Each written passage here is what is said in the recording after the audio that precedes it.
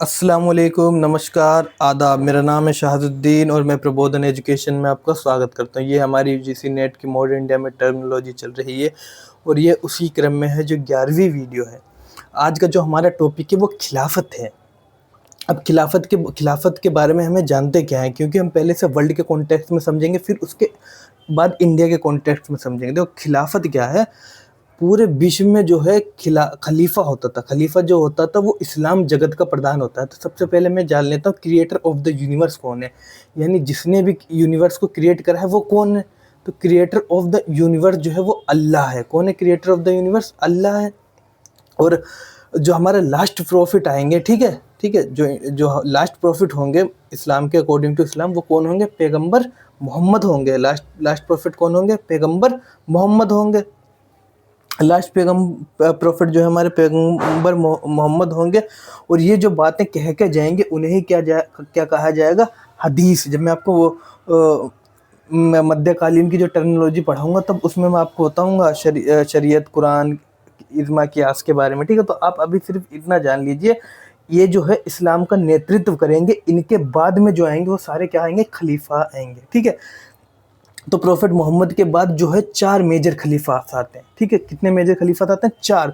पहले का नाम है हज़रत अबू बकर, दूसरे का नाम है हज़रत उमर, तीसरे का नाम है हज़रत उस्मान, और उनके बाद जो चौथे नंबर पर आते हैं वो हज़रत अली आते हैं। इन्हीं के टाइम पे डिस्प्यूट होता है शिया और सुन्नी का। ठीक है, शिया और सुन्नी का। ये अभी हमारा इसका पार्ट नहीं है, इसलिए इसे बताने का कोई वो भी नहीं है। हमें सिर्फ खलीफा और खिलाफत मूवमेंट के बारे में समझना है इंडियन के कॉन्टेक्स्ट में। तो आपको पता चल गया 4 मेजर खलीफा। इन्हीं खलीफास को कहा गया राशिदीन खलीफ्स। क्या कहा गया? राशिदीन खलीफ्स। इन्हीं खलीफाओं को क्या कहा गया? राशिदीन खलीफ्स। इनके बाद जो आएंगे, यानी हजरत अली के बाद में जो भी खलीफा आएंगे वो क्या हो जाएंगे? वंशानुगत हो जाएंगे, हेरिडेटरी हो जाएंगे।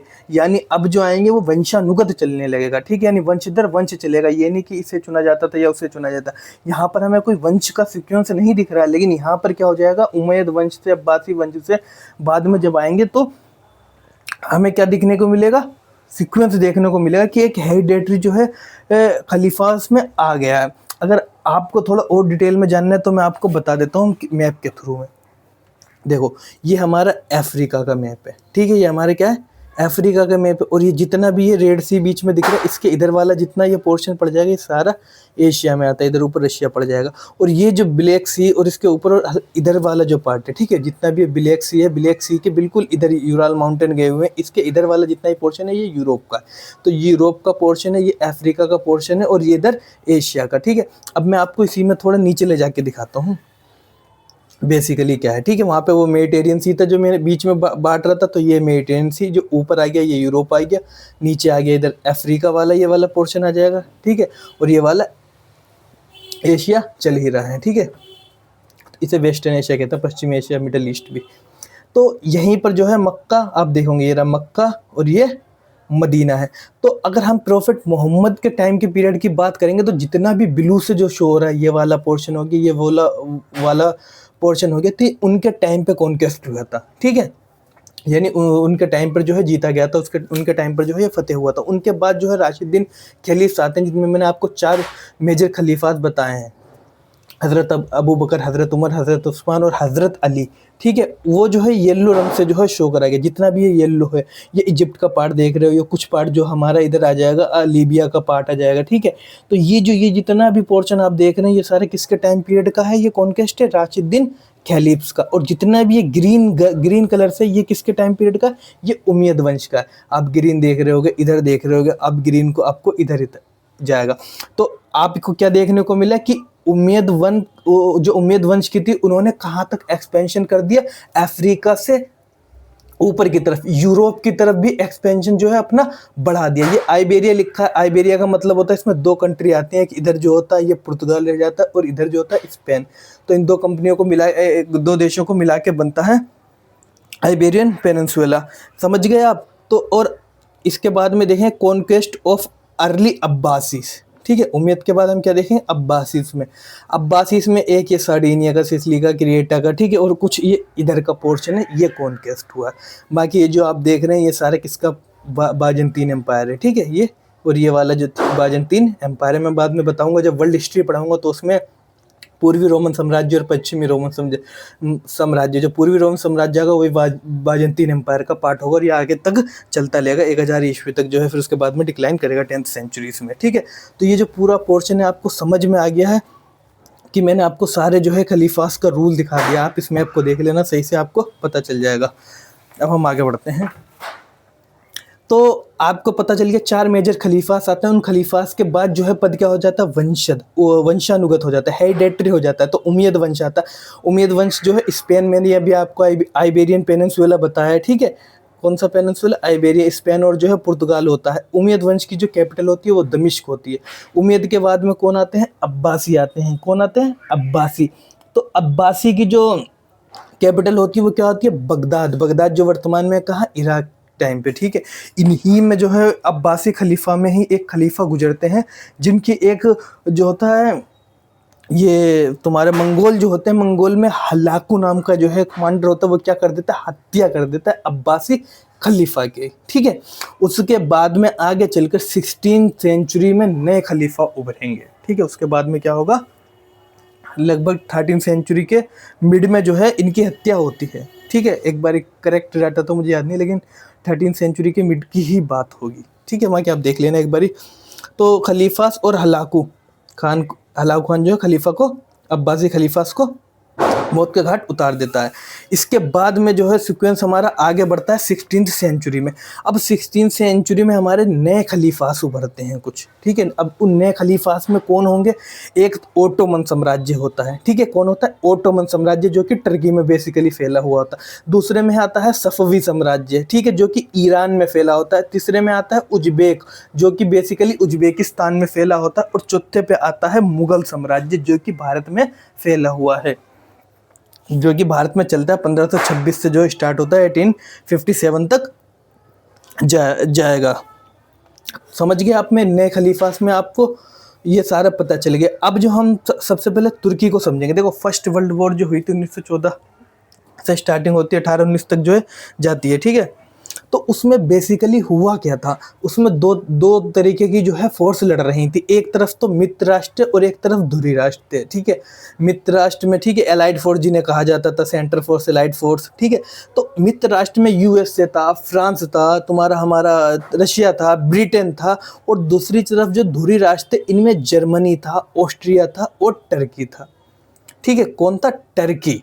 टर्की किसकी तरफ से लड़ रहा था, जर्मनी यानी धुरी राष्ट्रों की तरफ से। और ये किसके खिलाफ लड़ रहा था, मित्र राष्ट्रों की तरफ से। मित्र राष्ट्रों में जो ब्रिटेन है, ब्रिटेन घोषणा करता है कि अगर जो है एलाइड फोर्स यानी मित्र राष्ट्र जीत जाते हैं तो जो है तुर्की में जो ये खलीफा व्यवस्था चल रही है वो इससे समाप्त कर देगा।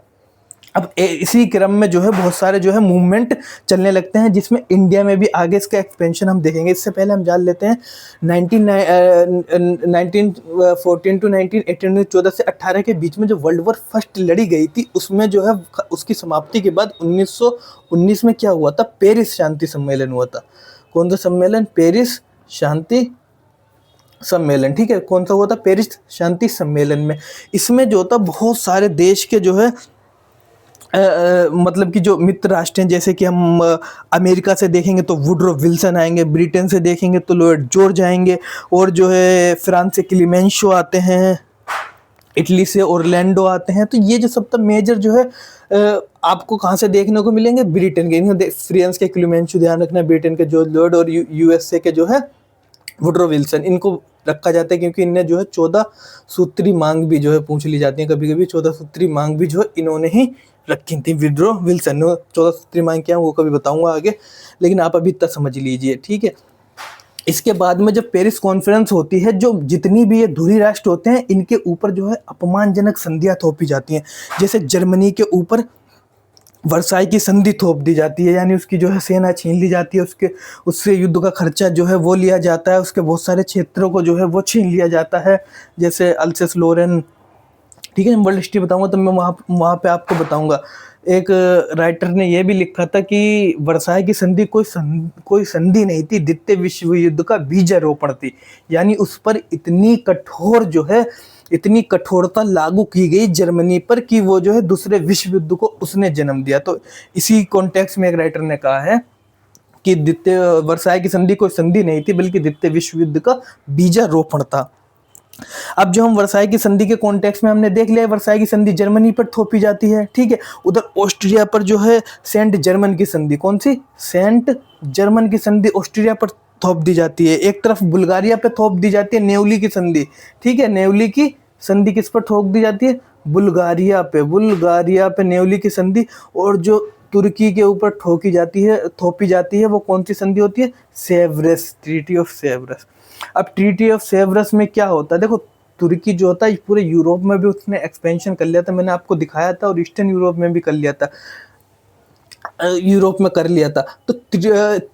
तो इसके लिए जो ये संधि थी बहुत ही अपमानजनक थी। इससे कहा गया था कि आप जो था अफ्रीका से अपने जो है वहाँ से जो है अपने क्षेत्र का जो है विस्तार कम करो, वहाँ से भी हटवा दिया गया था, और ऊपर से तुम इतने सैनिक नहीं रख सकते, यानी प्रतिबंध लगाया गया था सेवरस की ट्रीटीज में।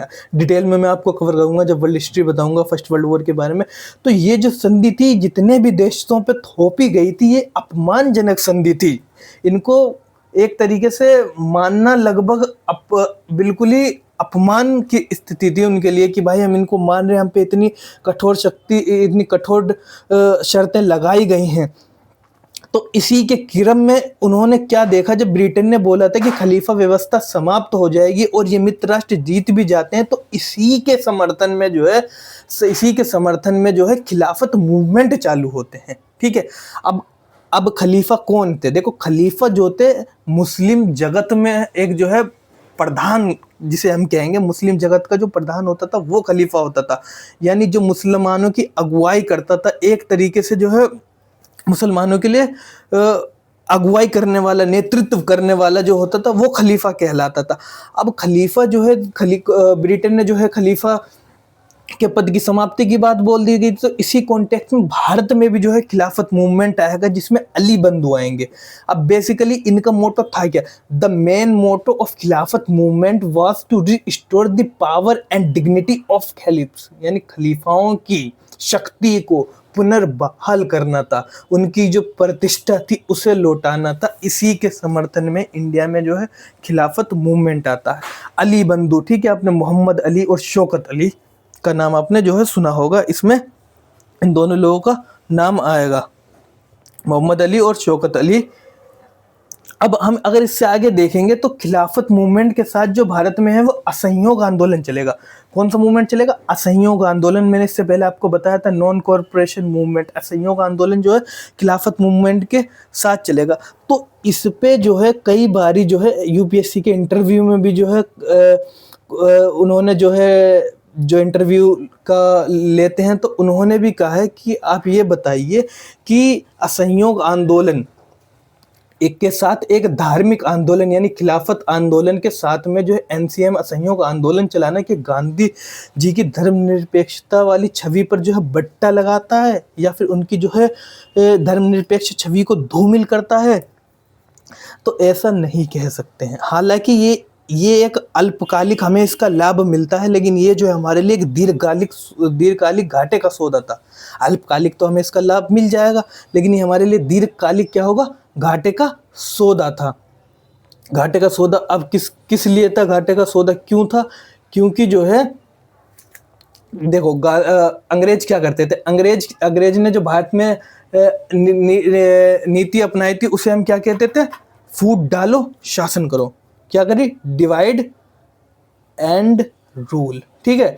अंग्रेज क्या करते थे, डिवाइड एंड रूल। तो उसके विपक्ष में जो गांधी जी ने थे, गांधी जी थे, उन्होंने क्या, यूनाइट एंड फाइट। उन्होंने क्या कहा, यूनाइट और फाइट, यानी जो है आपस में एक हो जाओ और लड़ो। तो जहां अंग्रेज जो है तोड़ने में विश्वास रखते थे, वही गांधी जी जो है जोड़ने में विश्वास रखते थे।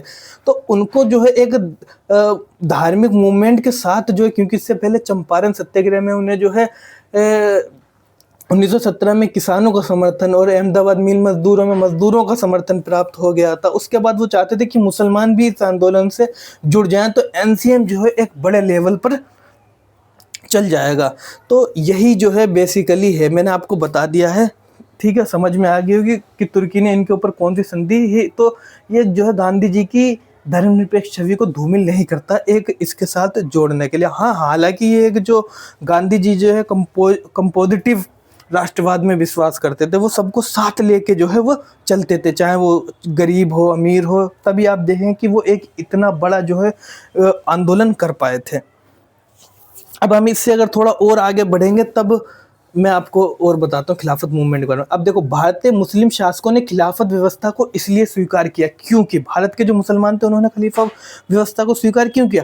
क्योंकि वे अपने शासन को औचित्य सिद्ध करना चाहते थे, अपने शासन को स्थायित्व प्राप्त करना चाहते, इस्लामी जगत में स्वयं को प्रतिष्ठित करना चाहते। बेसिकली उनका जो था इसको समर्थन करने का कारण ये था क्योंकि खलीफा जो था मुस्लिम जगत में जो था वो एक तरीके से राजनीतिक और धार्मिक प्रधान दोनों था।